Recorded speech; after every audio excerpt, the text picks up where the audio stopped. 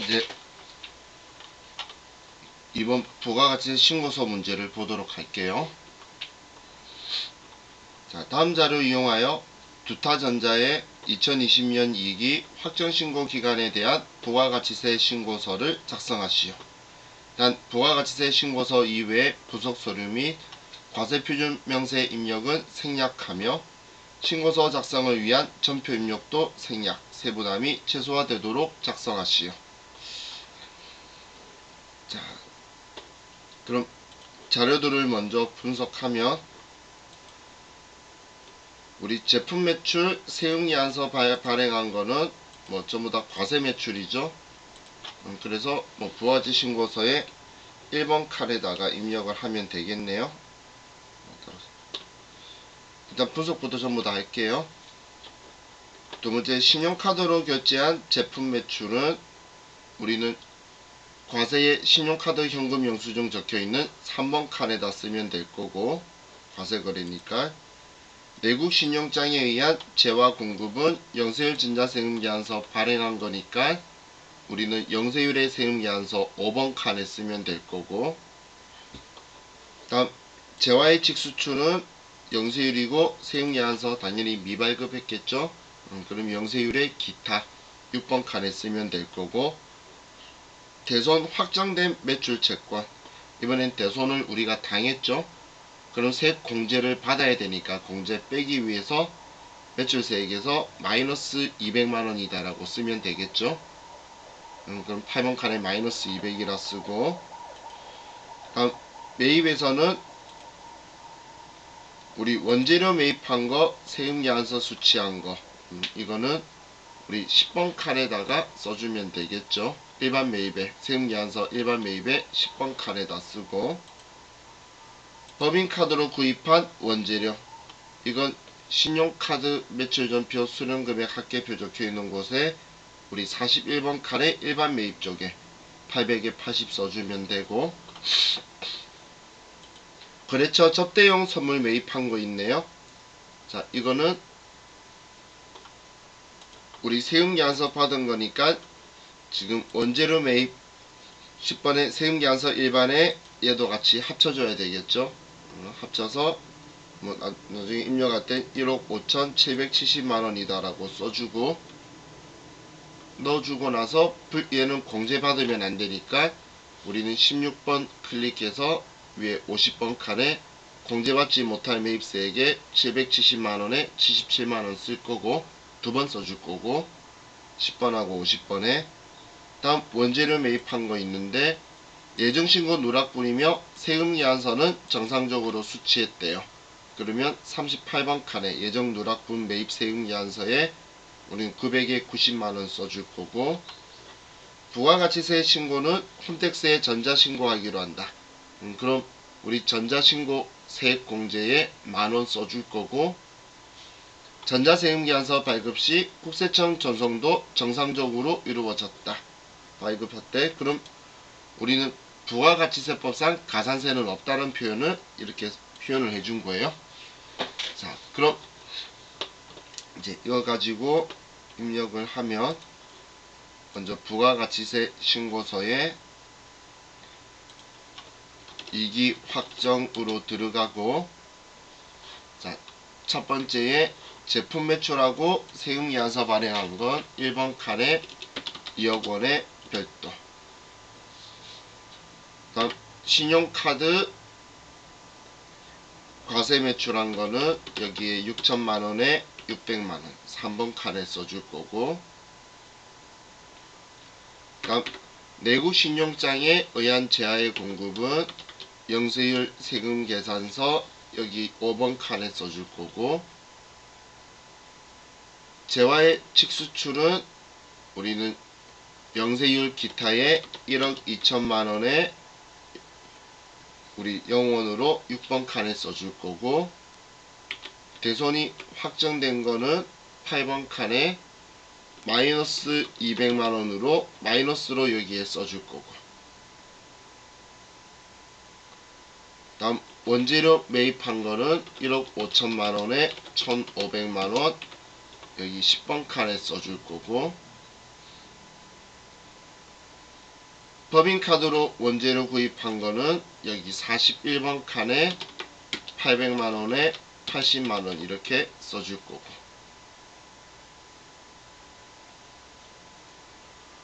다음 또 원재료 거래처 접대용 선물 매입한 거 여기에 770만원 더해서 1억 5천 770만원을 쓸 거고, 세액도 1577만원으로 써주고,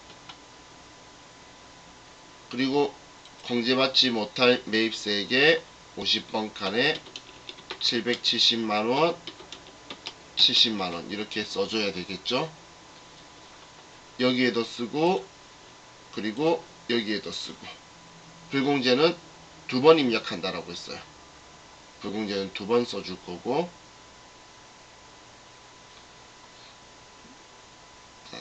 다음 원재료 매입 예정 누락분 있죠. 지금 방금 불공제는 여기하고 여기하고 두 군데 쓴 거예요. 불공제는 여기 두 군데 770만원 두 군데 써준 거예요. 16번 클릭하면 오른쪽 나오죠. 준호씨 오케이? 자, 그리고 이제 원재료 매입한 거 예정 때 누락한 거니까 38번 칸에 900만원에 90만원 이렇게 써주고,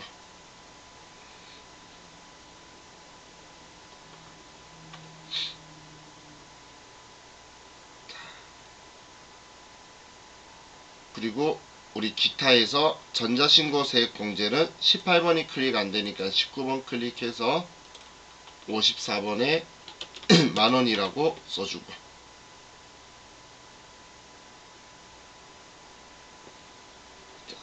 그리고 항상 마지막으로 가산세 있는지를 볼 건데, 누락한 게 매입만 있으면 가산세 없다라고 생각하시면 돼요.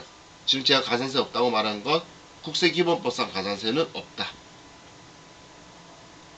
그리고 부가가치세법상 가산세 없다고는 얘가 말해주고 있죠.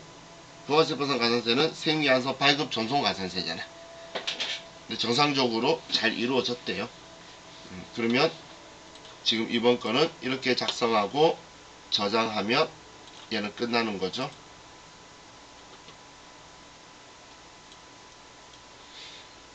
자, 다음 이제 결산 문제를 봅시다.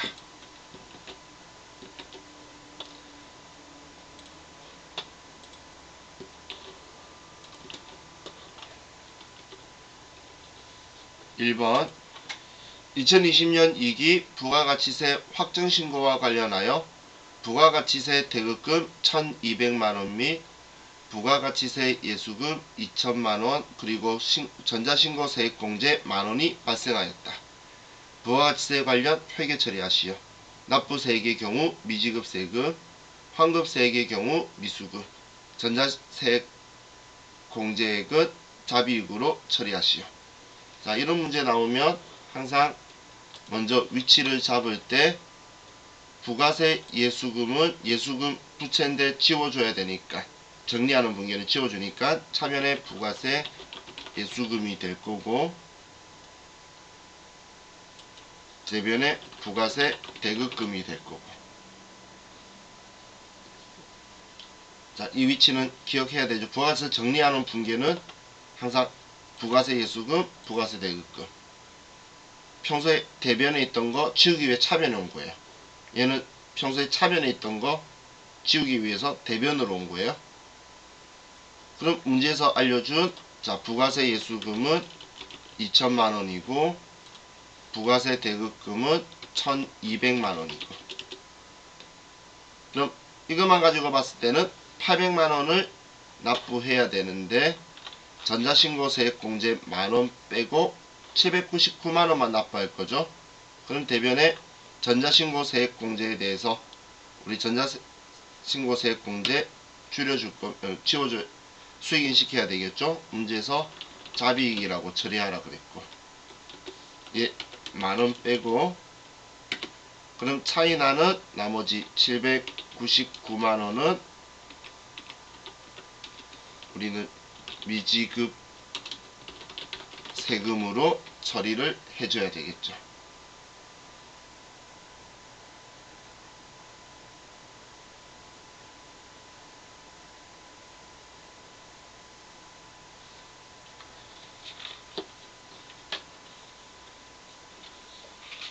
자, 이렇게 하면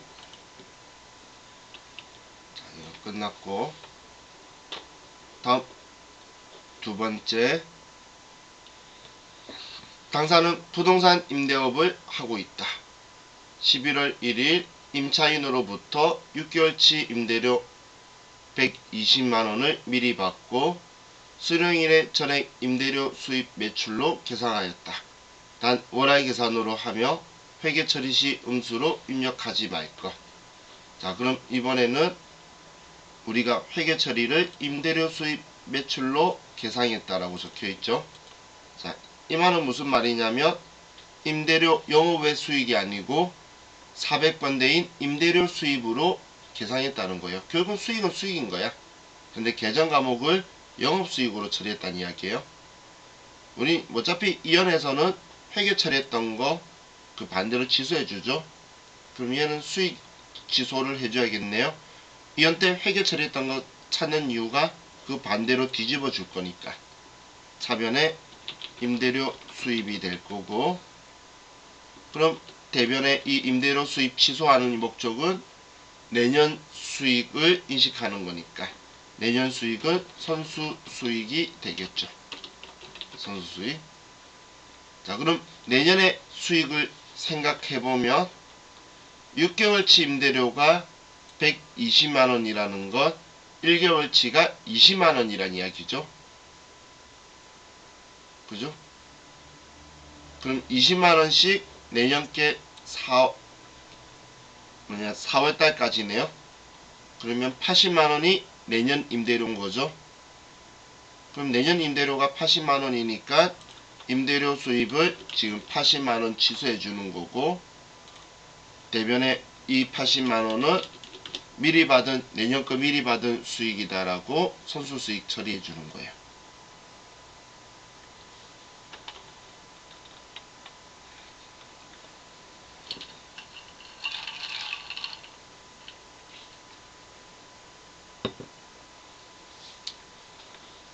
자, 다음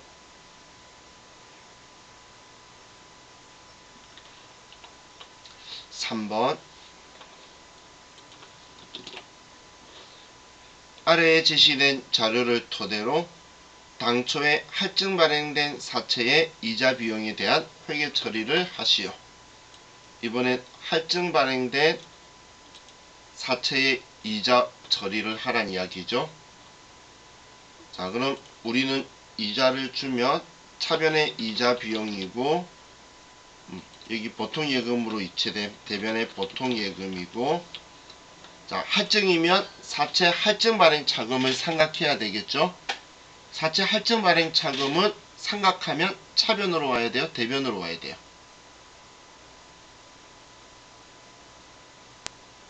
차변으로 와야 되겠죠. 사채의 가산계정이잖아. 할증은 가산계정이면 사채가 부채니까 대변에 있던 건데 생각한다는 건 줄여주는 거잖아. 대변에 있던 거 줄이려면 차변에 와야지. 그죠? 잠시만요. 일반적으로 그러면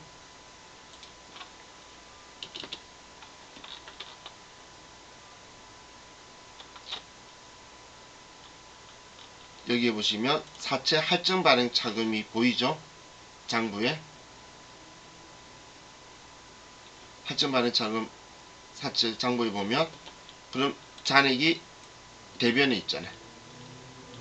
잔액이 대변에 있는데 생각한다는 건 줄여주는 거니까 반대인 차변에 있다. 우리 차변에 있던 계정인지 대변에 있던 계정인지 모르면 합계잔액산표에 가면 잔액이 있는 자리가 자기 자리예요. 평소에 쓰는 거. 그럼 그 우리 생각한다는 거는 줄이는 거라는 개념 아니까, 그러면 얘를 차변에 사채 할증 발행 자금이다라고 줄여줘야 되겠죠. 자, 그럼 이제 이거 가지고 금액 알려주니까 쓸 건데, 자, 우리는 액면 이자를 지급하는 거죠. 근데 액면 이자가 55만원이래요. 그럼 55만원을 지급하는 거고, 사채 할증 발행 자금 상각한 금액이 21만 5,300원이래. 이 금액만큼 상각 줄였다는 거죠. 그럼 우리 이자 비용은 유효이자인데, 유효이자와 보통 그 액면이자의 차이가 사채 할증 발행 자금이니까 나머지 금액 33만 4,700원이 이자 비용이 되겠죠. 그죠? 우리 월요일이었나? 화요일이었나? 월요일이었죠. 사채 총정리 할 때에 할인 발행하고 할증 발행하고 분계 제가 2개 적어줬었죠. 그때 여기는 유효이자, 여기는 액면이자, 유효이자, 액면이자, 상각액 이렇게 써야 된다라고 했어요.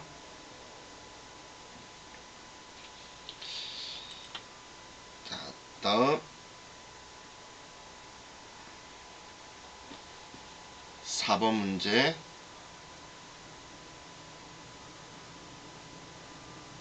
당해 연도 퇴직급여 추계액은 생산직 1억원, 관리직 6천만원이고 이미 설정된 퇴직급여 충당부채액으로 생산직 5천만원, 관리직은 2,500만원이다. 당사는 퇴직급여 추계액의 100%를 퇴직급여 충당부채로 계산한다. 그럼 우리는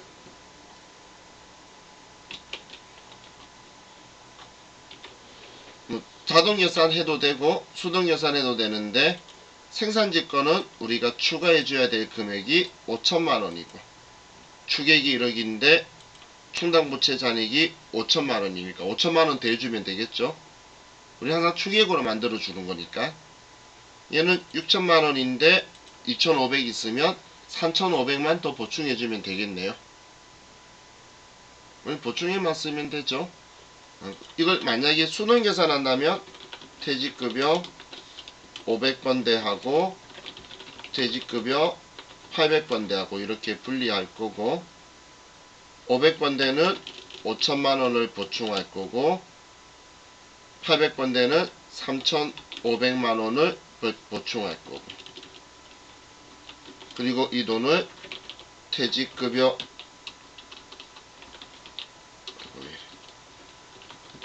충당 부채로 8,500만원이다 이렇게 되게 되겠죠. 이렇게 우리가 수능 계산해도 되고 아니면 자동 계산에 이 금액들을 자동 계산에다가 써줘서 전표 추가를 해도 돼요. 그건 둘 중 하나는 여러분들 택이. 그럼 5번 문제는 그냥 자동 계산하는 게 우리는 편하죠. 그렇죠? 그럼 5번 문제는 이것만 체크해두고 외상매출금, 미수금 3% 이거에 대해서 할 거다라는 거 체크해 놓고, 자, 그럼 우리는 그냥 4번도 자동 계산을 하게 1, 2, 3번만 먼저 컴퓨터에 입력을 할게요. 자, 그럼 일반 전표 12월 31일 날로 가서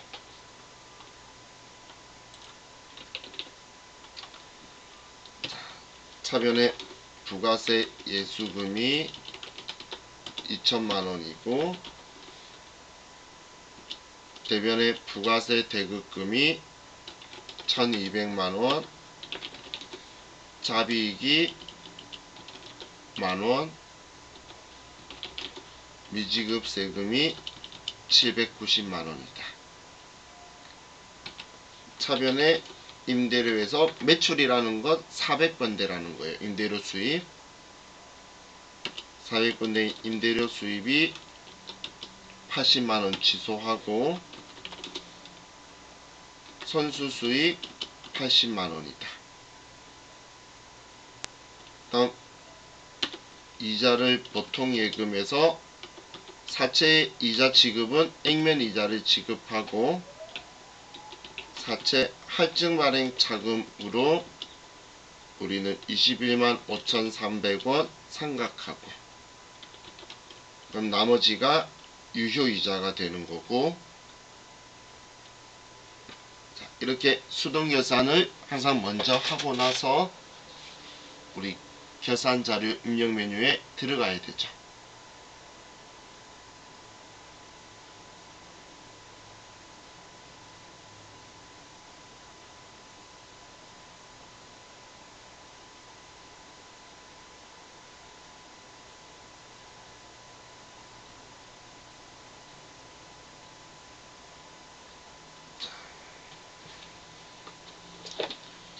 그럼 이제 결산자료 입력으로 갈게요.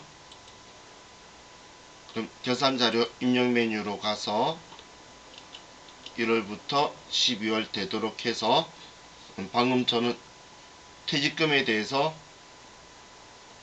수동결산 안 했으니까 그럼 자동결산해서 여기 500번대의 퇴직급여라고 회계 처리할 금액 방금 5천만원 하고,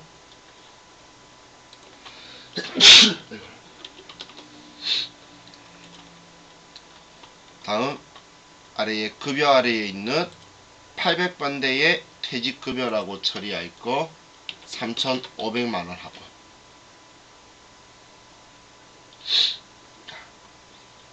그리고 이제 얘는 끝났고 대손 충당금 설정할 건데, 대손 상각에 가서 3% 안 됐으니까 3%로 변경하고, 그리고 설정을 외상매출금과 미수금을 한다라고 했으니까 바들옴도 지우고 단기대여금도 지우고 선급금도 지우고, 이렇게 두 개만 금액을 3%로 해놓고 지우고,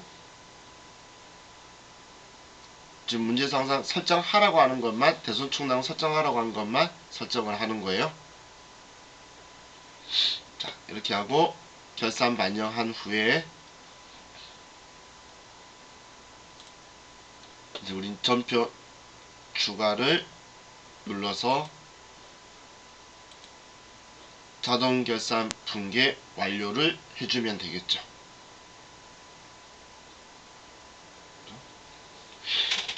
자, 그럼 이제 얘도 끝났고,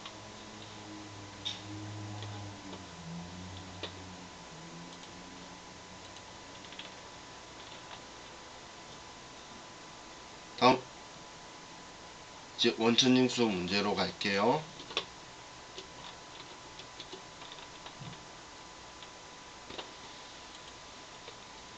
자, 1번 당사는 매월 말일에 급여를 지급하고 있다. 이영미의 아래 5월 급여 대장을 바탕으로 급여자료 입력 메뉴에서 급여 항목과 공제 항목을 입력하고 원천징수 이행사항 신고서를 작성하시오. 자, 이번에도 급여자료 입력 메뉴 하고, 그리고 원천징수 이행사항 신고서 작성까지 시켰네요. 자, 수당공제 시 등록 시 해당 없는 항목 여부를 불어 체크하고, 월정액 정기 부정기 여부를 무시한다. 또한 식대와 육아수당은 비과세 요건을 충족하며 전월 2월된 미환급세액은 63,000원으로 가정한다. 자,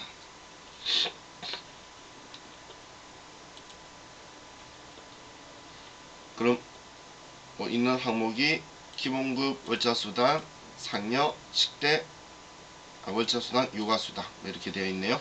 공제는 특이한 거 없으니까. 또 5월달 급여를 5월 31일에 지급을 하네요. 자, 원천징수 탭으로 가서 급여자료 입력으로 가고,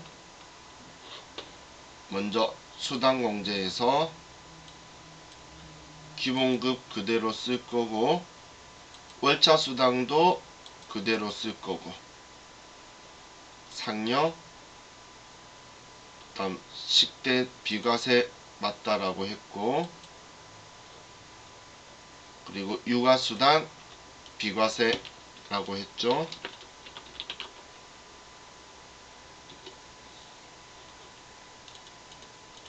그럼 나머지 사용하지 않는 거는 지우라 그랬으니까 V라고 하라 그래서 얘네들은 V라고 체크를 해주고, 그럼 총 항목 5개 다 만들어졌네요. 이렇게 하고 확인. 자, 귀속은 5월이고 지급은 5월 31일, 이영미 사원의 급여, 월차수당, 상여, 식대, 육아수당, 국민연금, 건강보험, 장기요양보험, 고용보험, 소득세도 써주고, 이렇게 하면 급여 자료 입력은 보이는 대로 입력이 끝났고,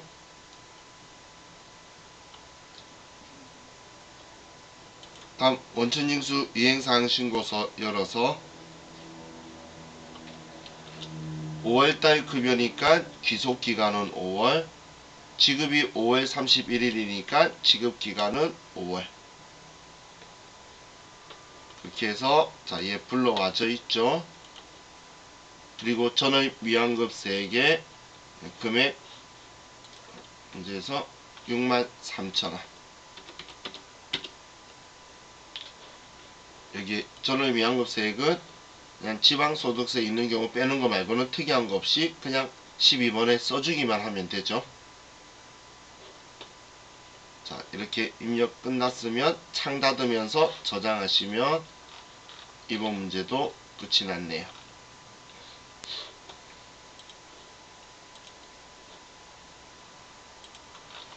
자, 다음 2번 연말정산 문제를 볼게요.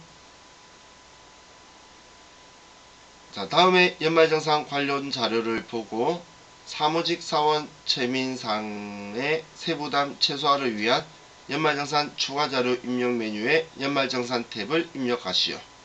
단 부양가족 탭은 무시할 것.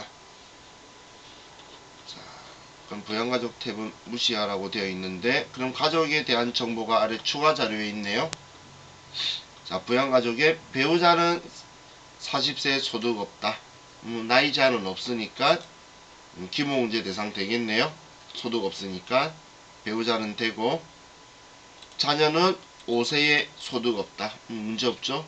취약전 아동이네요. 자녀는. 모친 어머니는 주거 형평상 별거. 문제 없고, 71세 60세 넘으셨고, 근데 부동산 임대 소득 금액이 2,400만원. 그러면 사업소득 금액이 2,400이니까 100만원 훨씬 초과했죠. 소득금, 얘는 사업소득 금액이죠. 그래서 어머니 소득 금액 때문에 일단 기본문제 대상이나 이런 건 안 되시네요. 자, 그걸 먼저 전제로 해놓고, 자, 정보를 볼게요. 자, 보험료는 우리는 피보험자가 기본공제 대상자여야 되는데, 그리고 저축성 보험은 안 되는데, 얘는 저축성 보험이라서 안 되고, 자동차 보험 문제 없고, 배우자 보장성, 자녀 보장성 둘은 기본공제 대상자니까 문제가 없네요. 나머지들은. 다음 의료비에서는 나이나 소득금액 제한이 없죠. 그런데 본인 보약 구입비가 있으니까 얘는 안 되는 거고, 건강 증진 목적이라서. 모친 질병 치료비 최민상 신용카드로 결제돼. 일단 어머니는 70세가 넘으셨죠. 아래 71세라 적혀 있잖아. 그래서 우리 경료자 65세 이상으로 이 의료비는 소득 금액을 안 따지니까 그냥 공제가 되겠네요. 최민상 신용카드로 결제했대요. 이중공제 되는데, 이 최민상 신용카드 결제는 아래에 신용카드 사용액에 모친 병원비 220만원 얘도 포함되어 있다고 되어 있네요. 그럼 지금 신경 안 써도 되겠어요. 다음 배우자 임플란트 시술비, 얘도 특별한 문제 없죠. 자, 교육비는 나이 제한 없고 소득 금액에 제한이 있는데, 본인 대학원비 대학원은 본인 거면 되니까 문제없고, 모친 노인대학교 등록금은 교육비는 직계전속의 교육비는 안되죠. 직계전속의 교육비는 안되니까 얘는 빼줘야 되고, 자녀 교육비는 문제가 없고 취약전 아동이니까, 기부금에서 본인 종교단체 기부금, 뭐 본인 거의 기부금 문제없죠. 기부금은 소득금액에 제한은 있는데 배우자는 소득 없어요. 하지만 정치자금 기부는 본인만 되는 거죠. 그래서 얘도 안 될 거고, 자, 신용카드에서는 본인 신용카드 중에 의료비 항목 중 신용카드로 결제한 모친 병원비, 얘는 포함되어 있어도 되고, 하지만 대중교통 이용분 90만원하고 전통시장 9만원은 별도로 빼서 쓸 거죠. 그럼 이 두 개는 빼서 써야 될 거고, 배우자 신용카드 이것도 공제가 되죠. 배우자 거 되죠. 700만원인데 대중교통 전통시장은 제외 빼고 써야 되겠네요. 자, 그럼 이제 얘네들 전부 다 분석했으면 연말정산 추가자료 입력 메뉴로 가서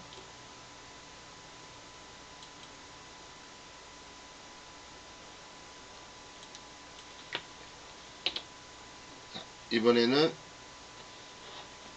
직원이 최민상씨,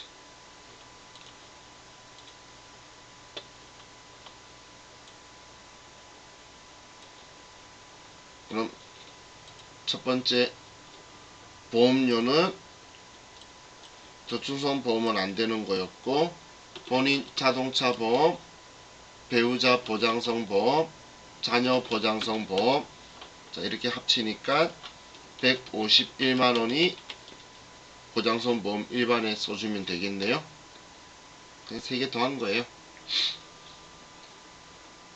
다음 의료비에서는 자, 의료비는 어머니는 71세시니까 65세 이상에 220만원, 배우자는 특별한 거 없으니까 200만원은 여기에.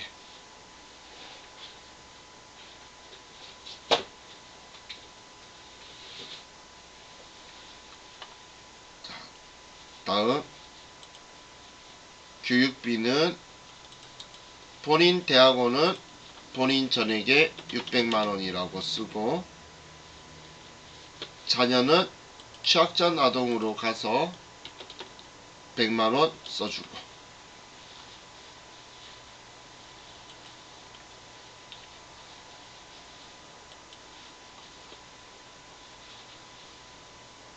다음 기부금은 본인 종교단체 당의 기부금만 300만원 써주고, 배우자 정치자금 기부는 안 되는 거였고,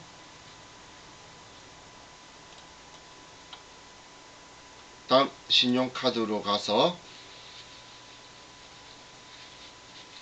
쓸 건데, 일단 계산기로 좀 치고 갈게요. 본인께 1305만원인데 병원비는 들어가 있어도 되고, 대중교통은 따로 쓸 거고, 전통시장도 따로 쓸 거고, 또 배우자 것도 합쳐 써야 되니까 700만원 더 하는데, 배우자 거에 대중교통 15만원도 따로 쓸 거고, 전통시장도 따로 쓰면 신용카드에는 딱 1800만원이 들어가야겠네요. 그죠?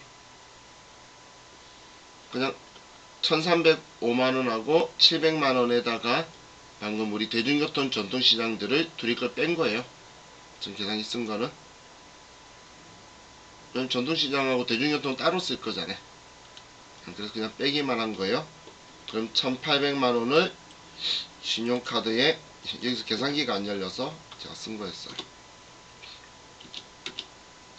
다음 대중교통은 본인 거 90만원, 배우자 거 15만원, 그럼 105만원이고, 전통시장은 본인 거 9만원, 배우자 거 91만원. 그러면 딱 100만원이네요.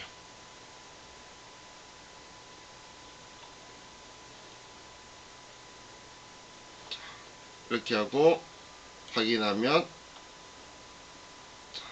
이 사람 302만원 공제를 받네요. 자,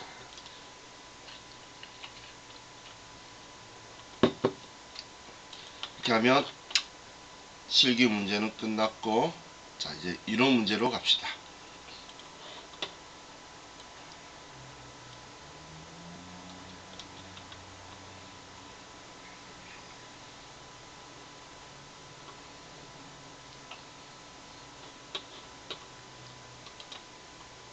자, 1번 문제 볼게요. 다음 중 대손금 회계 처리에 대한 설명으로 틀린 것은? 자, 대손금 회계 처리. 1번 모든 채권에 발생된 대손 처리 비용은 판매비와 관리비로 처리한다. 자, 우리는 대손 처리 비용은 매출 채권은 판관비고 기타 채권은 영업의 비용으로 처리하죠. 그죠? 그런데 지금 모든이라고 해서 이 부분이 틀렸네요. 그죠? 지금 모든이라는 이 글자 때문에 1번이 틀린 답이 되고, 지금 우리 이거 기억나시죠? 얘는 우리 매출 채권은 대손 상각비 800번대 쓰는 거고, 기타 채권은 기타의 대손 상각비 900번대 쓰는 거. 우리 실기에서도 많이 물어보더니 지금 이론에서도 물어보죠. 그죠? 그래서 얘는 모든이라고 해서 틀렸다는 이야기예요. 다음 이번에 매출채권 잔액기준법에 의한 대손 예상금은 기말 매출채권 잔액의 대손 추정률을 곱하여 산정한다. 대손 예상 금액은 우리는 채권 기말 채권 잔액의 대손 추정률 곱해서, 맞죠? 다음 전기에 대손된 채권을 회수하는 경우에는 대손 충당금을 회복시킨다. 우리는 전기나 전기 이전에 대손 발생했던 걸 회수하게 되면 우린 전부 다 대손 충당금에 모아두게 되죠. 그래서 대손 충당금을 회복시킨다, 이렇게 표현한 거예요.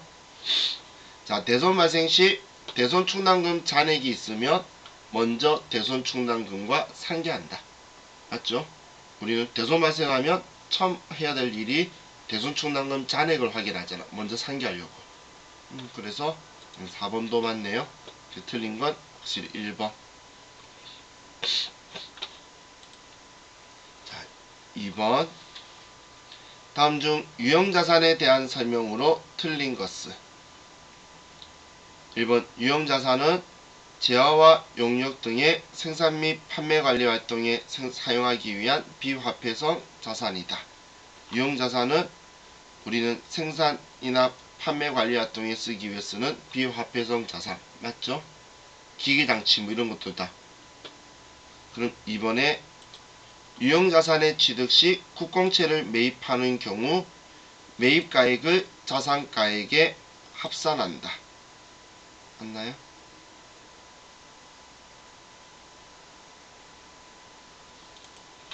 얘는 이거죠.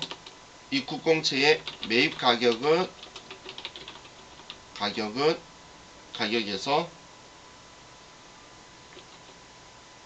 우리 공정가액은 유가증권으로 처리하고, 그리고 우리 매입 가격과 현재 가치의 차액을 취득 원가에 가산하죠. 지금 여기 합산한다 적혀 있는 거죠. 제가 흔히 말할 때 이거 사면서 손해본 돈은 취득 원가에 포함하는 거고, 이 매입 가격이, 지금 매입 가격이라고 하는 게 액면 가격을 이야기하는 거예요. 액면가를 주고 사야 되거든. 그 준 돈 전부 다 원가에 포함하는 거 아니었죠? 우리 단기매매 증권이나 아니면 그 매도가는 증권 만기보유 증권으로 처리하라 그러면 그 처리했잖아. 그죠? 그럼 이걸 다 처리하는 게 아니고 우리는 공정가액만큼은 유가증권으로 했고, 유가증권 불가피하게 매입하는 유가증권은 공정가액으로 인식하라 그랬고, 이 공정가액이 현재가치죠. 그리고 매입가격과 현재가치의 차이를 취득원가에 쓰는 건데, 얘는 매입가격을 자산가격에 합산한다라고 해서 이 부분 때문에 틀렸죠.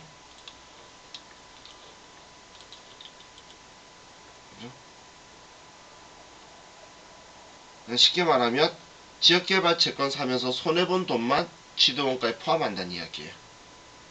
손해본 돈만. 손해본 돈 아닌 건 샀다 팔면 돈 받을 건데 왜 얘한테 포함시켜? 그죠? 자, 다음 3번. 유형자산을 현물 출자 시 유형자산 취득원가는 원칙적으로 발행한 주식의 시가로 한다. 자, 우리는 현물 숫자라는 건 주식 발행에서 대변의 자본금 그리고 차변에 우리는 물건 돈 말고 물건으로 받는 거예요. 혹은 뭐 빚을 탕감받거나 그런 걸 현물 숫자라 그래요.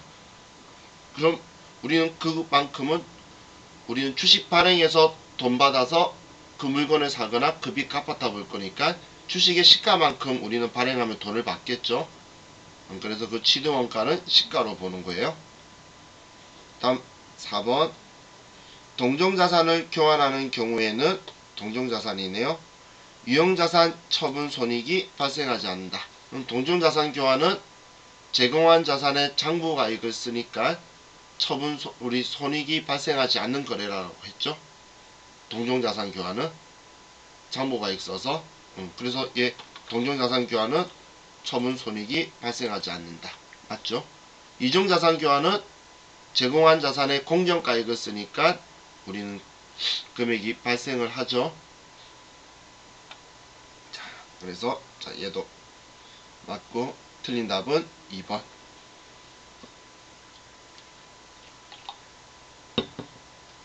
자, 다음 3번.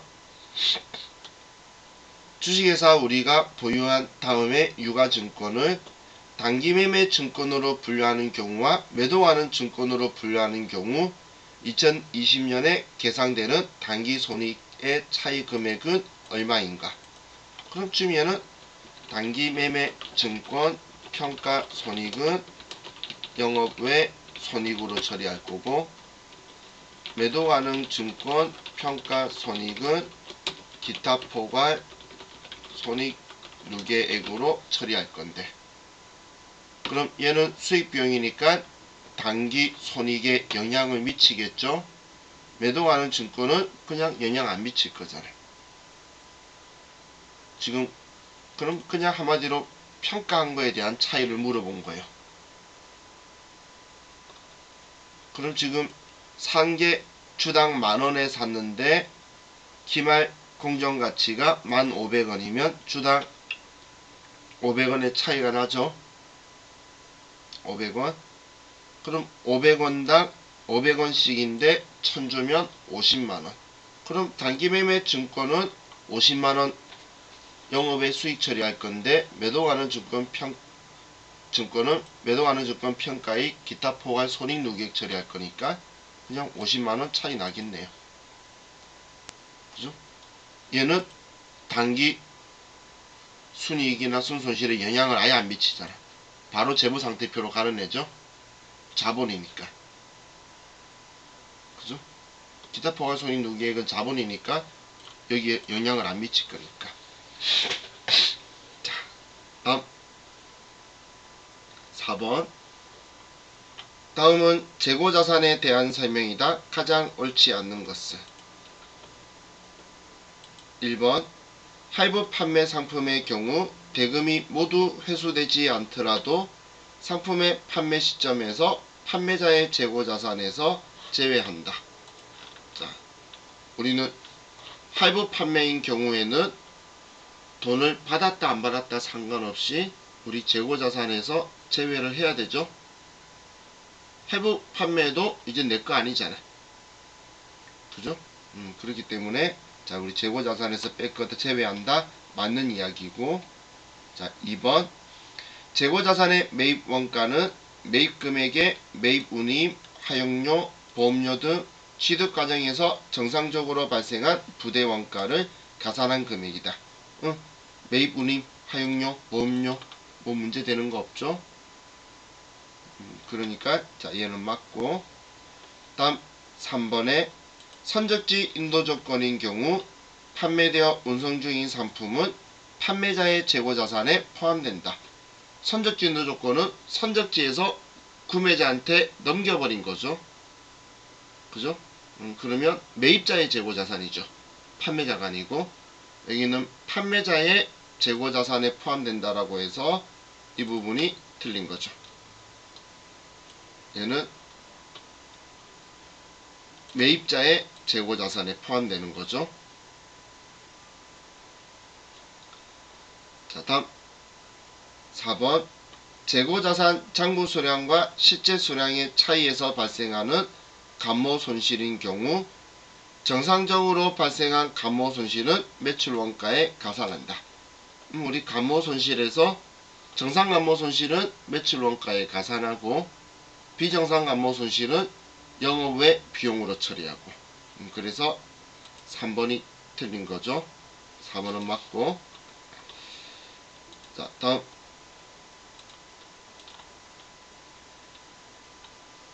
5번. 자 이것만 풀고 쉽시다. 자 다음 중 일반 기업 회계 기준에 따른 자본의 표시에 대한 설명으로 옳지 않는 것은. 자 1번 자본금은 보통주 자본금과 우선주 자본금으로 구분하여 표시한다. 맞죠? 자본금은 보통주 자본금, 우리 그냥 자본금이라고 하는 거하고 우선주 자본금도 있다라고 했죠. 다음 2번 자본잉여금은 주식발행 초과금과 기타 자본잉여금으로 구분하여 표시한다. 우리 자본잉여금에서 주식발행 초과금은 우리 다른 거하고 합산하지 않고 별도로 써야 되는데 그 외 나머지 그 감자 차익이라든지 자기주식 처분이익은 우리는 별도로 합산해 가지고 기타 자본잉여금으로 처리가 돼요. 주식 발행 초과금은 합산해서 표현하는 게 아니라 별도로 구분해서 표현해 줘야 된다는 이야기예요.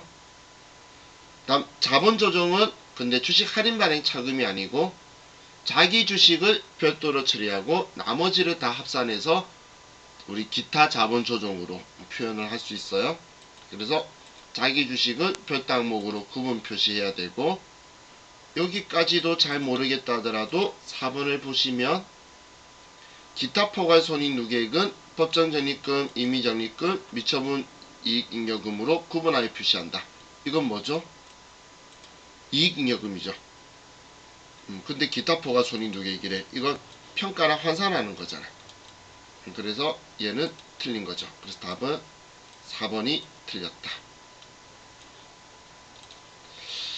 자, 우리 이번 시간 여기까지 하고 쉬었다가 또 하도록 합시다. 쉬었다 할게요.